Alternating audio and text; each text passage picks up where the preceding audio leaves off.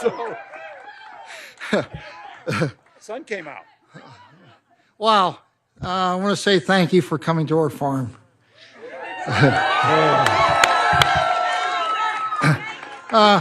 You know, 4 years ago, a few of you were also here at this place at almost the same time, and we were fighting for our country. And I was honored to have our now First Lady here, Mrs. Joe Biden. But today, I am truly honored to have this gentleman.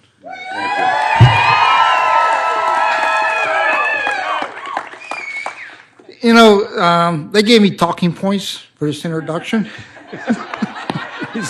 You're like me. I told them I'm better if I just go off script. They got nervous. They said, send it to us. That's because they've been around me. But I was given some advice one time and said, speak the truth and speak from the heart. So what you hear, I won't remember what I said. But I had some comments. I had some thoughts about what to say to Governor Walz. But after spending time with him back here in that barn, what this guy stands for is what every individual in this country, regardless of party, should be proud to call my vice president.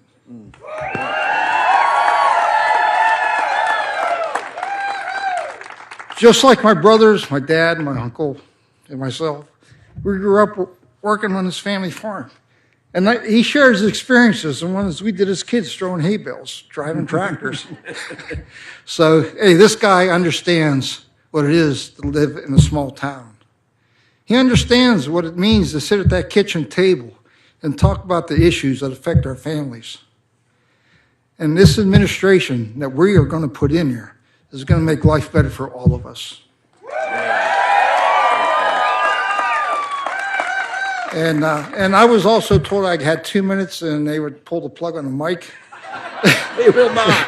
And I told the young lady, I said, did you ever see Jimmy V, the speech? Yes. But anyways, the shortest speech I ever gave was for my parents' anniversary. And it was just one word, thank you.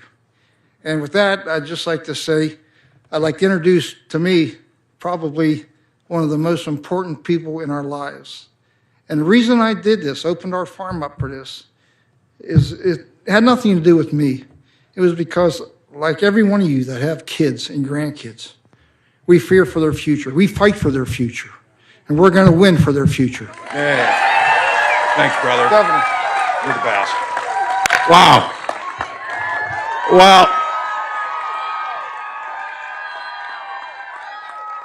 Well, thank you, Rick. I told him, I said, dang, I'm glad this is an IH farm since I'm always talking about my international. So, it's interesting when you talk to somebody like Rick, and you ask them what they grow. Corn, soybeans, family, kids, community. Family farms are what a lot of folks want to talk about it. Some folks live it on what it means. So, Rick, to you and your family, thank you. I know in today's world, opening up your farm and having folks come on here, as you said, you'll probably get less than a 5-finger wave sometimes. That happens. But look, this is about trying to figure out how do we bring this country back together, and there's no better place than being on a third-generation family farm to talk about this great country. So thank you.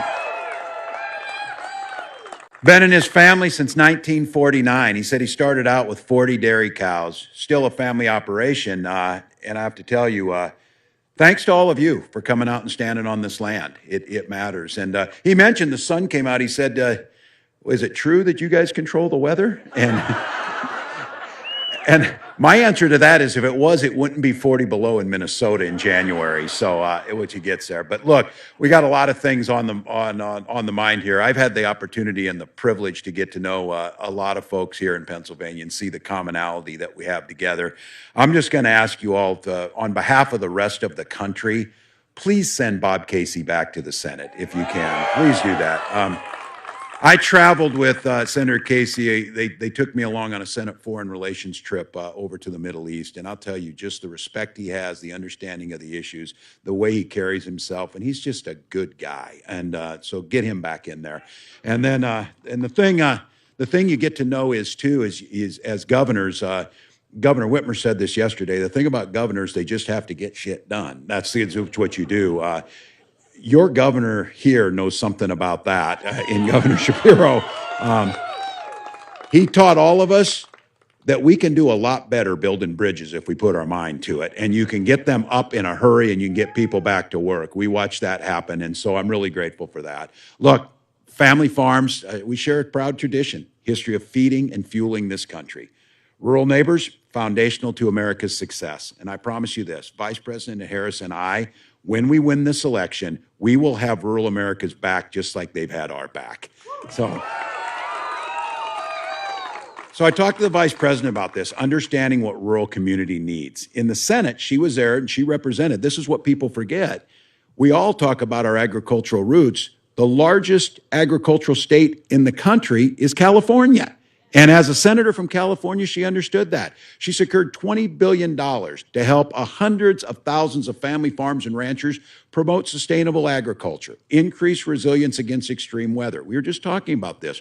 We need to be ready for this. We moved from drought to flooding within years now. They keep telling us about 1,000-year floods. Many of us have seen 1,000-year floods in our lifetime now. That's the things that she's working on. So I'm really proud to be her running mate in this. And look, you've heard me say this. I grew up in rural Nebraska. And this rural folks know this. This is a game we play. How small was your town that you grew up in? 400 people. Somebody say, oh, that's not bad. A little small. 24 kids in my class. And then they say, that's not bad. Many of them were cousins. So that's when you get really small. But look, that's how it is. You grew up understanding that. You grew up in communities that you help one another. This new phenomenon of being each other's throats and talking about politics all the time, that's not what we did. We helped one another. You got through. And when somebody was sick, the families were there to help them, delivering food or helping with the farms, whatever it might be. So look, I learned a lot of things on those family farms, learned about what responsibility looks like. We were talking about this. We also learned to drive when we were 10, and that's probably probably not what you. I learned how to tune a 79 International Harvester Scout pretty well. That's still running, been in my family for a while. So look, my warmest and some of the things that I remember most about those memories of growing up was being on the land and understanding what it meant. And I'll have to tell you, this is one of those things too. Growing up with my dad and my late younger brother, just this last weekend in Minnesota was the opening of pheasant season. And some of you, if you never hunt pheasants, I'm telling you, you need to get into this. It's early in the morning. A lot of times there's frost. It was warm this year, but I can still remember it like it was yesterday. Coffee's brewing. My dad, my brother, and I, you're going out there. The dogs are in the field. You're on the land that's been in your family for a long time, and you're getting to participate in something that we all love so much, being with family, being on that land, and hunting. So look, these are the things that I do and the things I did last weekend that are part of who we are. And when Kamala Harris is talking to rural America, that's the things that we're talking about. And I have to tell you, they let me last weekend on Friday night go back to my old high school where I coached football to go to a football game. And they let me Saturday morning hunt. I have not been happier in the last 3 months than I was then. So came in pretty handy. But I say this too about this because I want to be clear how they try and divide us on this. Just be very clear. As a veteran and as a hunter and a gun owner, I do know something about guns. I know a little bit about them. And I tell people this. I was out shooting sporting clays with a guy who was like a fixture in Minnesota of outdoor life, whatever. And I'm watching these clays go up, and I'm like, damn, they kind of cross together. And I said, well, I don't need 2 shots. I can get them in 1. And I got it with plenty of witnesses. So I took that to Congress, too, and it's hard to believe that maybe they still don't do it. I don't know. I left Congress a few years ago. But we used to have a congressional trap shoot Democrats versus Republicans, not each other. We can shoot each other. So I have to be careful about the shotgun jokes as running for vice president. I think many of you know. But we'd go out there, and it was camaraderie, and we would shoot. And year after year, I would end up out shooting the vast majority of them. I said, I got the trophies to prove it. Look, this is not about this idea. Kamala Harris, she's a gun owner too. I think this is true. I think this might be the first Democratic ticket where both the president and the vice president are gun owners this time. So that's something. Yeah, it's something. And I say this to you because we're not going to allow them to make this about the Second Amendment. We certainly believe in the Second Amendment. And you're right to own this. But our first responsibility is to make sure we're protecting our children and our communities from gun violence. So that is not a hard concept. So when the vice president is talking about things like, well, we'll see this idea about background checks. Vice President, I can pass them. On the other side of the ticket, you know the 34 felonies? You can't pass a background check. So look, don't let your neighbors, and let's not allow this to happen to divide us. This is not the issues they want it to be. We will protect. Nobody's coming for your guns. But we are going to make sure that your kids can go to school without being shot dead in their classroom. That's what we can do. Well, look, we've got a responsibility to work for the common good. The job should not be to try and divide us. And the perspective I brought with me to Congress was I represented a rural district for 12 years where I worked across the aisle and was responsible for helping write 3 farm bills, expanding support for farmers and ranchers, expanding veterans' access to crop insurance and job training. That's what we did. Today, I lead a state that is one of the largest agricultural powerhouses in the country. Just so you know, I tell people this, corn, soybeans, everything else. But as we're getting ready to approach Thanksgiving, we are the #1 turkey producing state in the country, and we're very proud of that. So we produce, dairy, pork, and turkeys. Those are the 3 food groups in Minnesota. So I've got a 20-something daughter who I'm trying to say, this vegetarian thing is a phase, so move back, or whatever. You come to our state fair, though, go over to Farmers Union booth, and you'll get some of the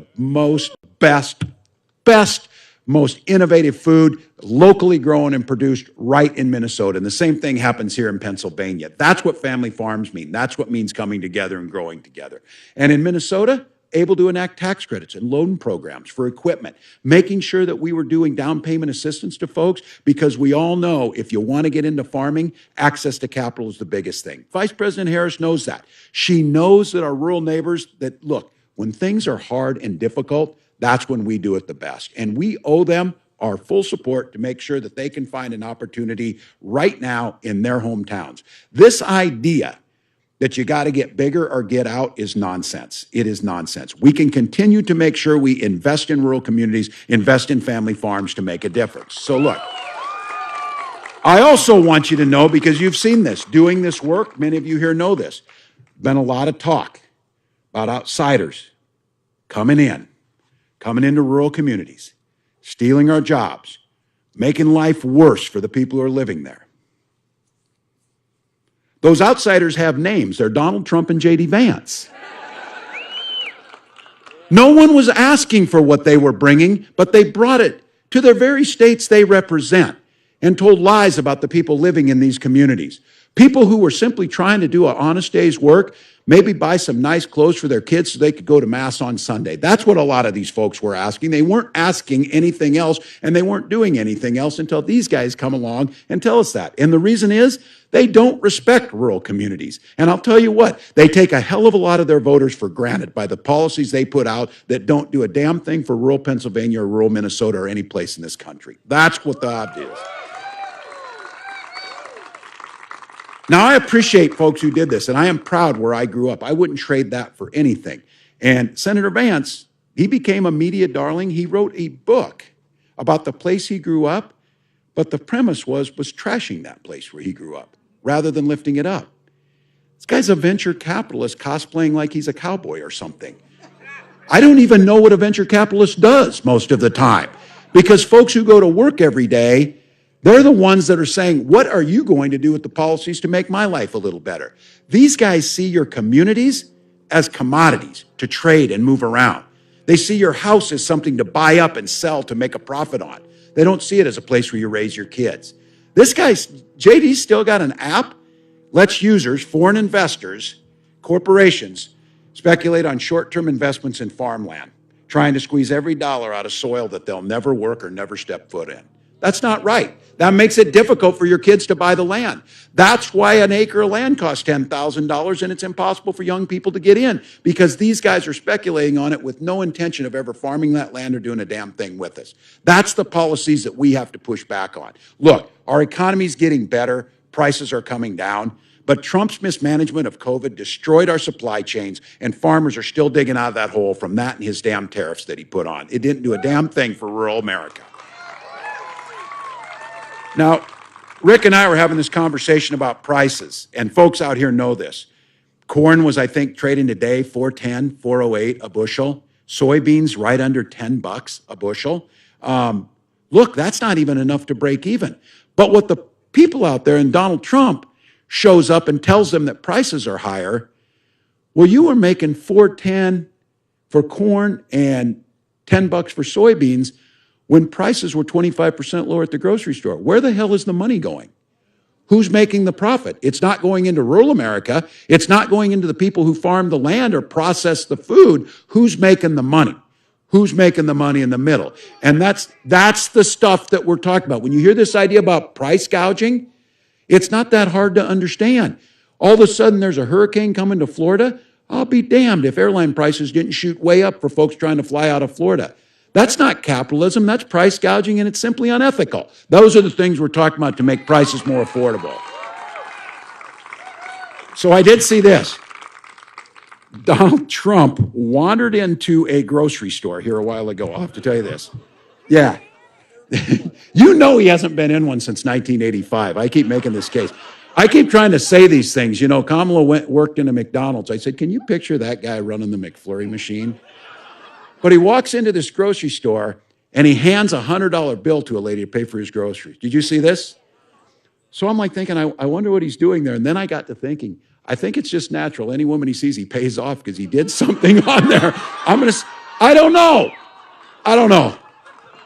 But this is the one that caught my eye. I know I shouldn't be, yes, I am not going to be generous at times because the pain that Donald Trump has brought, and I think we know what 4 more years would look like. But this one really got me going. He was talking about groceries, and he started rambling about groceries. I don't know if some of you saw. I'm going to give this one.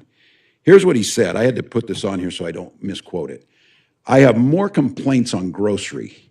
The word grocery, you know, it's sort of a simple word, but it sort of means like everything you eat. The stomach is speaking. It always does. Now, I don't know if you saw last night, we were having a town hall and he got asked about health care and child care and didn't answer those. And then he spent 30 minutes standing on stage listening to music in front of this. So I'm going to be the first to say this. It is pretty funny stuff if he didn't want to be president of the United States. It's pretty funny stuff if he weren't going to try and deny women their reproductive rights. It's pretty funny stuff if he wasn't going to try and rip health care away from all of us with the ACA, or if he wasn't threatening us in different ways. So look, here in Pennsylvania, I know you know this, this idea about, well, it was better under Donald Trump. For God's sakes, our neighbors were dying by tens of thousands because this guy's telling us to inject bleach and's not dealing with COVID.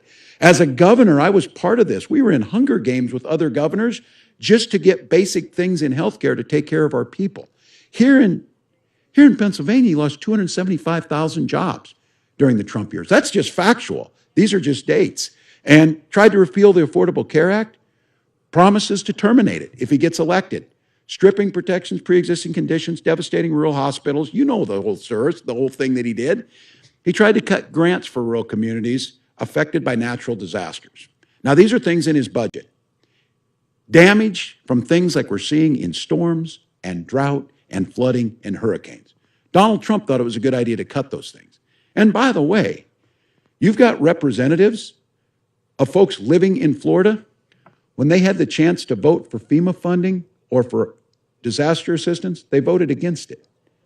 They voted against it. They sure the hell voted for tax cuts for the wealthiest, but they voted against disaster assistance. So look, Donald Trump did it all, starting trade wars with China that his own people said he lost. You know he did. Trump's own Secretary of Agriculture, and Rick and I just talked about this. He had a clear message of how farmers would fare under the leadership of Donald Trump. He said this simply. He was asked by a bunch of farmers, what do we need to do?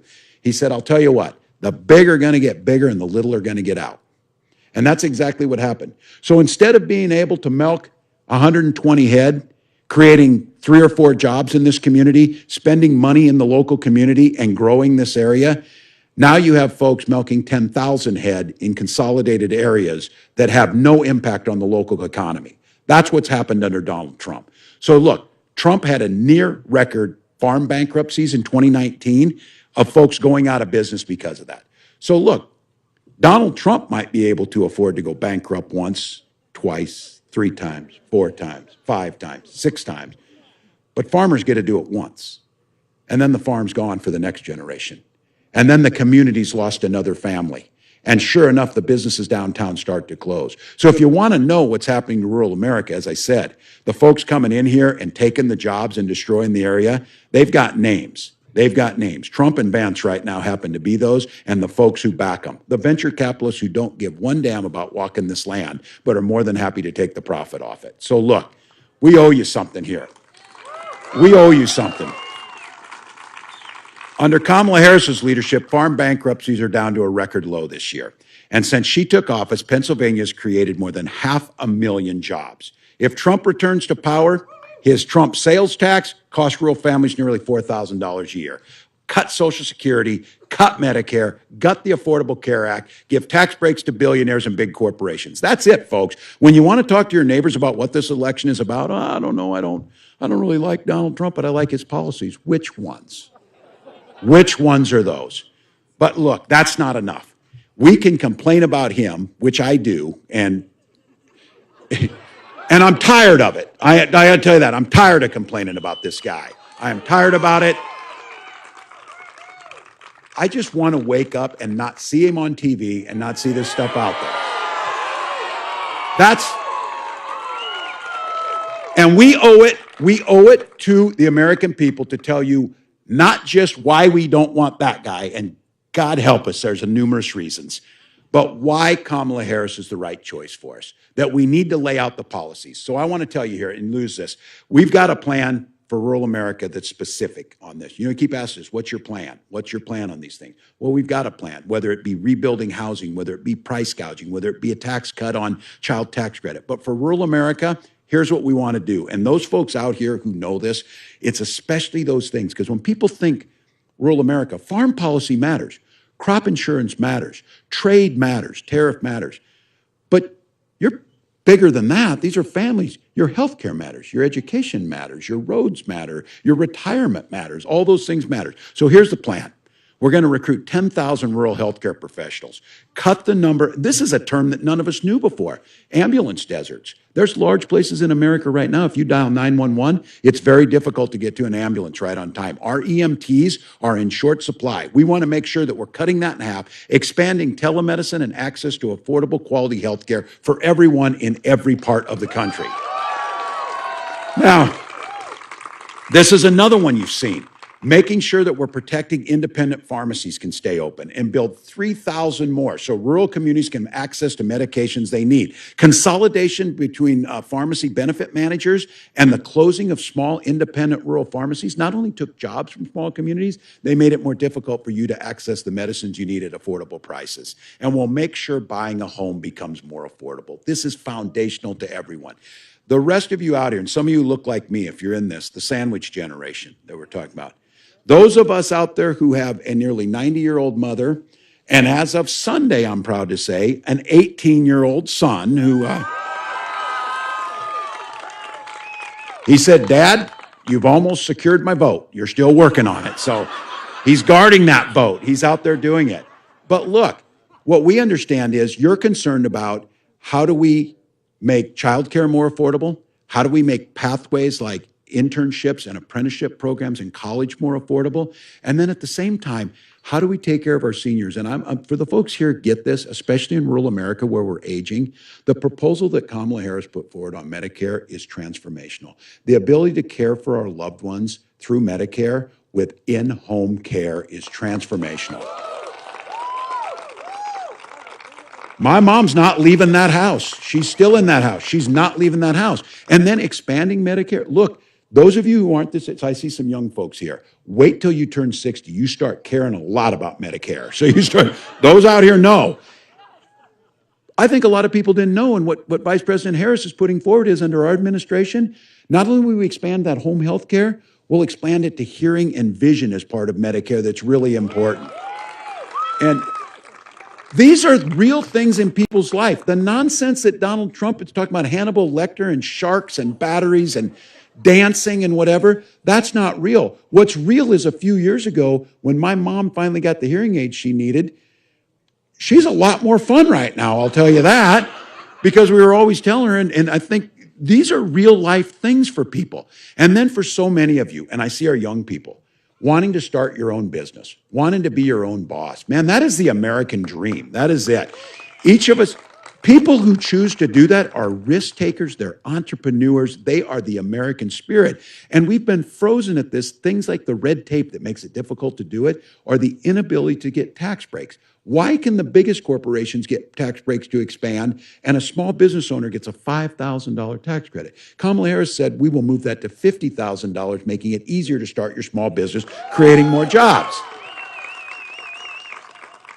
And making sure, and I see them here as we talk on this farm, because I'm deeply concerned about this. The average age of a farmer in this country is about 58 or 59 years old. That's because it's difficult to get that into the next generation. We need to make sure that next generation of farmers is ready to thrive. Helping those beginning farmers and ranchers get started, new market, new streams of income, making sure agricultural monopolies aren't here to pull that land out from under these folks so that they can grow right here. Think about this. I was with a farmer and you know, he said, look, Tim, I'm conservative, but I got to tell you, these policies are helping me. And he was talking about the Inflation Reduction Act, and he was talking about the infrastructure law.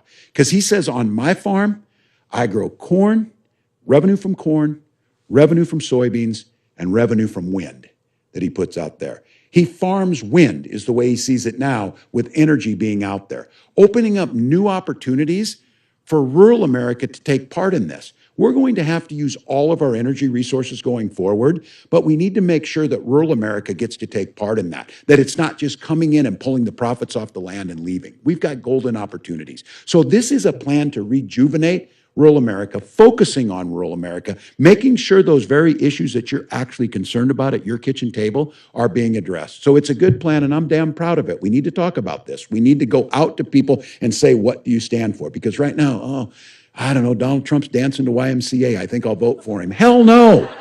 Hell no. Kamala Harris is out there putting a plan to make sure that wealth stays in communities. New farmers get on the land, that we open trade routes for folks, that we're keeping health care, that we're keeping rural access hospitals open.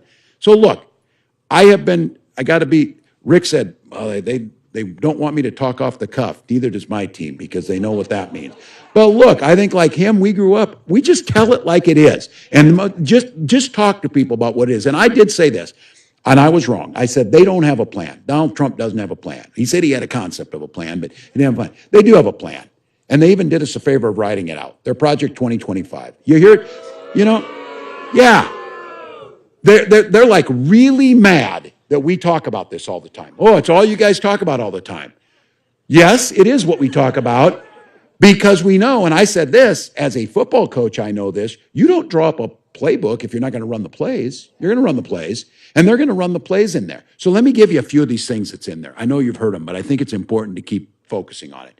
They're canceling $65 billion that we got. And in Minnesota, this is transformational. I know it's true in Pennsylvania. They're going to pull back the money for broadband investments that are connecting communities. How many of you are satisfied with your broadband connection as it stands right now? Right. And you don't think in the future that the bandwidth needs are going to get even bigger? So for America to thrive, for you to start a farm, this farm needs to be connected to know commodity prices and trade and all the things, to buy fertilizer, everything else that goes on. Not to mention, if we really want to do telemedicine, which we know that works, you can't transfer data if you don't have the connections to do it. They want to pull those things back. Now, the folks here who farm will get this one. They want to eliminate the agricultural risk and price loss coverage programs, protect farmers from major price drops. Look, we got that through in 14. We got it through in 18. And I just want to be clear about this. When we had leadership in the House of Representatives that could actually get things done rather than sitting around with stupid things that they do all day that don't improve us, they've not passed a farm bill for 2 years. They've not passed the Defense Appropriations Act that pays our soldiers. They've not even passed a damn budget. They do a continuing resolution, and then they want to sit around and complain about everything that they're investigating on that is basically just politicizing every damn thing that gets nothing done for you. So this piece of legislation that we put in, make sure that there's a floor on there so that you don't go bankrupt, and making it harder for you to get FSA loans. These are things for folks, look, this is policy stuff. Donald Trump doesn't want to talk about this. Look, everyone here knows he doesn't know a damn thing about farm policy. He doesn't know what the FSA is. He doesn't know the risk loss coverage proposal. He doesn't know crop insurance. That's all true. But the people behind him do. And they're the folks that are concerned about one thing: tax cuts for the wealthy at the top, make sure corporations can get bigger. That doesn't help rural America. So look, hindering natural disasters, ending SBA direct lending program, all the things that help farmers rebuild. And we're seeing more and more need for this. We had this year, for the first time in Minnesota, we had a snow emergency that had to be declared. And you're like thinking, don't you get those all the time? Yes, but this year it was a snow emergency because we didn't get any. Businesses who went out of business because we had no snow. We had a shortage of this, and then when we know what happens to groundwater and everything else that happens on this, those are things that we're going to have to be prepared to to deal with. But this week, as we watched Hurricane Helene and Milton devastate Americans, folks in the Trump administration, when he served, came out and told us that when Donald Trump was president, he would ask them before he would authorize emergency aid, did they vote for me or not?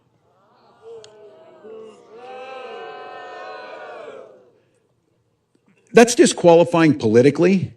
It's disqualifying as a human being, because these are our neighbors. And not once would they ever ask. Not one. I served with presidents of both parties. And when we were flooding, George Bush was in Minnesota, and he was there to provide us the support we needed to repair what we needed to be done. That's the way this country's supposed to work.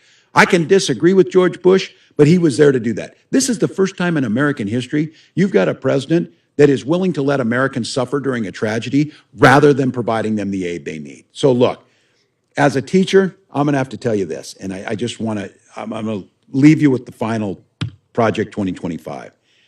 Eliminating the Department of Education. Now, there's an agenda here, and that agenda is to privatize public schools, to give people vouchers, if they will, and then to have you send your kids wherever you want to. Those should certainly be your choices. That should be your choice to do it. But public education has been the great American addition to the world, the ability to be able, not just the great equalizer, the great horizon opener for so many of us. I think about living in a town of 400 people. I had incredible public school teachers. You think if they'd have given my family a voucher, where the hell were we going to find a private school that we could go to in a rural community? And where were they going to find the teachers who would do it for the little money that those public school teachers were doing it for and the effort that they were giving? It goes back to this idea that communities come together. This country invests together. So what Kamala Harris is laying out, what we're talking about doing is, we're talking about investing in those communities. These guys, when they talk about schools, they're talking about banning books in schools. You know what we did in Minnesota? We gave every kid breakfast and lunch for free. We're banishing hunger in those schools.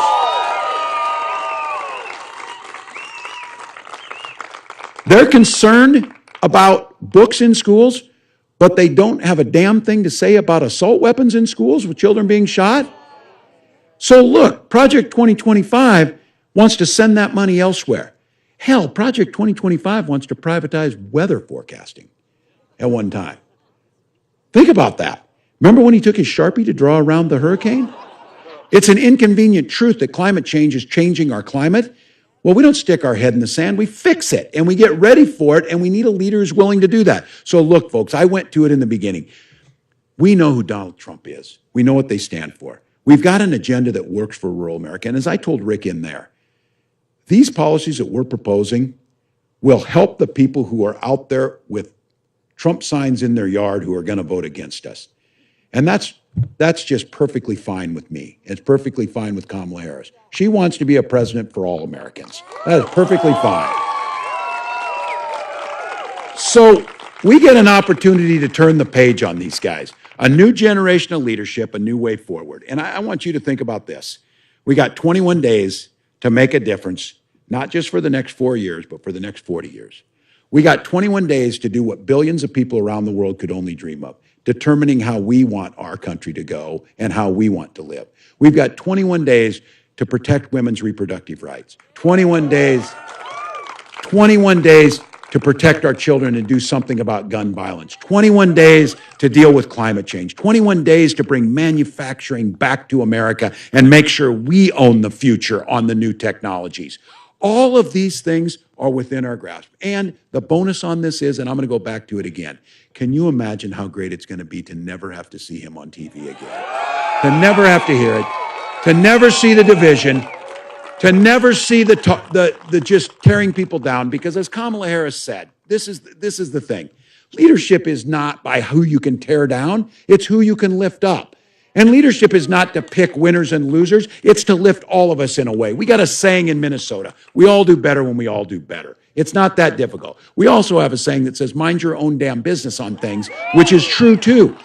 What we're asking for, and you know it, the party of Reagan would never stand with this guy because what they're asking for. So you've got neighbors, you've got friends, you've got folks out there. On October 21st, last day to register to vote here in Pennsylvania. I would suggest you change that to same-day registration, but that's for the people of Pennsylvania to decide because it's a good damn thing. But get folks registered. You can start early voting on the 22nd, and then we get the opportunity in these next 21 days to take a message out there of a unified country, a president for all of us. And they want to poo-poo this or whatever. I saw the Wall Street Journal said, joyfulness isn't a plan or anything. Well, no one said it was a plan, but it's a hell of a lot better to be joyful than to be angry and terrible like they're doing on the other side. So we are not a hateful country. We are not a divisive country. We care about our neighbors. We lift those up in a time of need, and we know that we are better than they're telling us. He goes across this country and tells us how bad our cities are, how bad places are, how bad states are. He has no solutions because he wants to run on the problems. So here's the deal. 21 days to elect a leader who cares about this country. 21 days to elect someone who is ready to lead and has done it her whole life. 21 days to make the rest of the world say, gosh, dang it, America's back, and they're back in a good way. So for all of you, Rick and the family, thanks for coming out to this farm. Don't